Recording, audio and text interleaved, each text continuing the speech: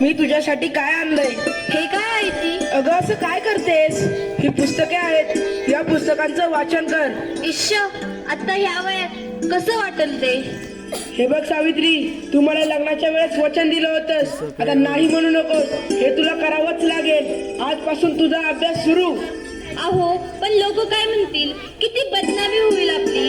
लोक तू करतील आपल्यावर. स्त्रिया या घरातल्या कामातच बऱ्या वाटतात, असं बाहेर जाऊन नाही हो. बरं असू द्या, ही पुस्तके राहू द्या बाजूला, मला लय काम आहे ती. अरे बाळा, गप माझ्या सोन्या, तुला काय हवंय? का रडतयस? अगं बाई, ह्याचं अंग तर लय तापलं या. हे पण घरी नाहीत, आता मी काय करू? सावित्री, अगं ये सावित्री, किती रडतय तुझं बाळ? काय झालंय त्याला? होय ग पारू, रात्रीपासून लय रडायला लागले बघ. काय ठाऊक काय झालं या? अंग बी लय तापलं या.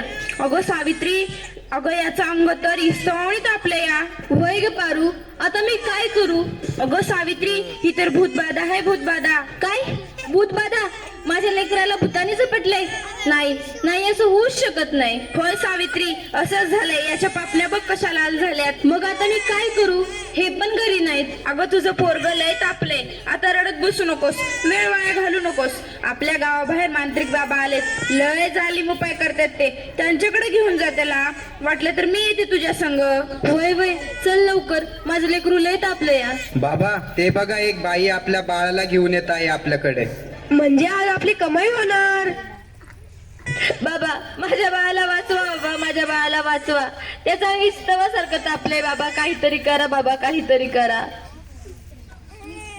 तुझ्या बाळाला भूतबाधा झाली या. कसली भूतबाधा बाबा? बाई, तुझ्या बाळाला विहिरीतल्या भूताने झपटलंय. काय? विहिरीतल्या भूताने? मग काहीतरी उपाय सुचवा बाबा, मी माझ्या बाळासाठी काय पण करीन. बाई, तू काळजी करू नकोस, बाबांवर विश्वास ठेव, सगळं काही चांगलं होईल. थोडा धीर धर. कसा धीर धरू बाबा, कसा धीर धरू? तुला तुझ्या बाळासाठी बळी द्यावा लागेल, म्हणजे तुला एक बकऱ्याचा नैवेद्य द्यावा लागेल. ठीक आहे बाबा, मी माझ्या बाळासाठी वाटतेन ते करीन, पण माझं बाळ वाचलं पाहिजे. माझ्या बाळाला वाचवा बाबा. बाई, तुला काय करायची गरज नाही, तू फक्त पैसे दे, नैवेद्य आम्ही करू. ठीक आहे बाबा, मी वाटेल तेवढं पैसे देईन, पण माझं बाळ वाचलं पाहिजे. हे घे अंगारा, दिवसातनं 2 वेळेस लावत जा बाळाला. बाबा की जय हो, बाबा की जय हो. बाबा बोले, बाबा बोले.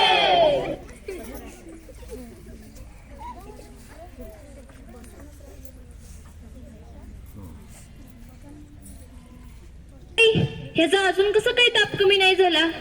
काल बाबाकडे जाऊन पण काय बी फरक पडला नाही. अगं किती रडतोय तो. तुला किती वेळा सांगितलंय त्याला दवाखान्यात घेऊन जा म्हणून, पण तू काय माझं ऐकू नकोस. अहो ऐका ना, चिडू नका, जरा बघा ना हातात घेऊन. याचा ताप कायच कमी नाही झाला. जरा बघा ना ह्याला काय झालंय ते. त्यावेळी तुला किती वेळा सांगितलं की घरात प्रसूती करू नकोस म्हणून. अशा वेळी एका आईचं आणि बाळाचं दवाखान्यात असणं किती महत्वाचं असतं, माहित आहे का तुला? अहो, पण पुरुषाच्या हातून प्रसूती करताना लाज वाटते. कसं वाटतं ते? त्यावेळेस दवाखान्यात कुठल्या महिला डॉक्टर पण नव्हत्या, मी कशी करणार होते प्रसूती?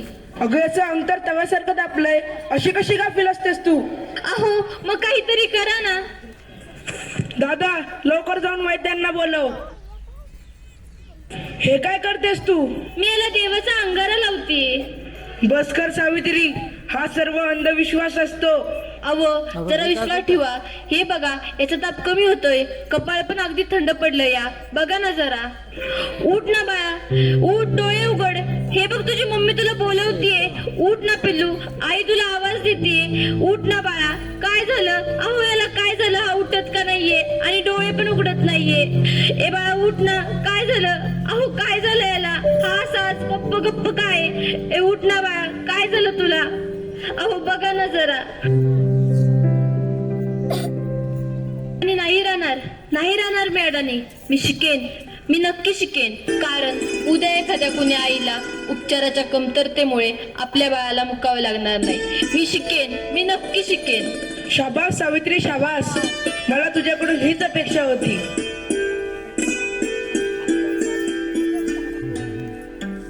अगं बाई, मला माहितीच नव्हतं. सूर्य हा पृथ्वीच्या गोल फिरतो. अगं सूर्य पृथ्वीच्या गोल फिरत नाही, पृथ्वी सूर्याभोवती फिरते. समजलं?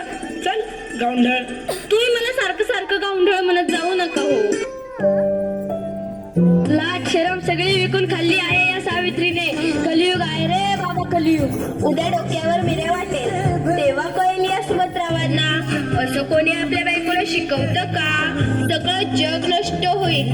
बघत राहा तुम्ही. काय झालं? या समाजाला घाबरलीस की काय? हे तर तुला आयुष्यभर सहन करावं लागणार आहे. नाही, मला आता कोणी काही म्हणू दे, मी आता मागे हटणार नाही. मी शिकेन, मी नक्की शिकेन. मग चल माझ्या बरोबर. पोस्टमन, सुमंतरावांचं घर हेच आहे का? तुमची दिल्लीहून तार आलीये. सावित्री, तुला दिल्लीवरून तार आलीये. तुला दिल्लीला जावं लागेल. तुला दिल्लीला पुरस्कारासाठी बोलावलंय. तुझा सत्कार होणार आहे. काय? आज हे फक्त तुमच्यामुळे शक्य झालं, नाहीतर मी एकटी काहीच करू शकले नसते. Congratulations, keep it up. महिलांचा सन्मान वाढवलात तुम्ही. आज माझ्या हातात ही डॉक्टरकीची पदवी नसून उद्याच्या त्या सोनेरी क्षणाची चावी आहे, ज्याच्यावर आजपर्यंत फक्त अंधविश्वास व नकारवक्तेचे कुलूप लागले होते. माझ्या देशात अशा अनेक महिला आहेत ज्यांची स्वप्न चुलीच्या धुरात हरवून गेली आहेत. मला असं वाटतं ही स्वप्नांची पतंग खुल्या आकाशात उडावी आणि प्रत्येक घरात सुमंतराव असावे, कारण हे या पतंगाच्या दोऱ्याला कधीच कापू देऊ नये. हे करणं खूप अवघड तर आहेच, पण अशक्यही नाही. सावित्री, चुकलं माझं, मला माफ कर. मी तुला नाही नाही ते बोलले. तू आज शिकून समाजाला धडा शिकवलास. आम्ही काय आडाने त्या आडानेच राहिलो. आता आम्ही पण शिकणार. खरं सावित्री, चुकलं आमचं, माफ करा आम्हाला.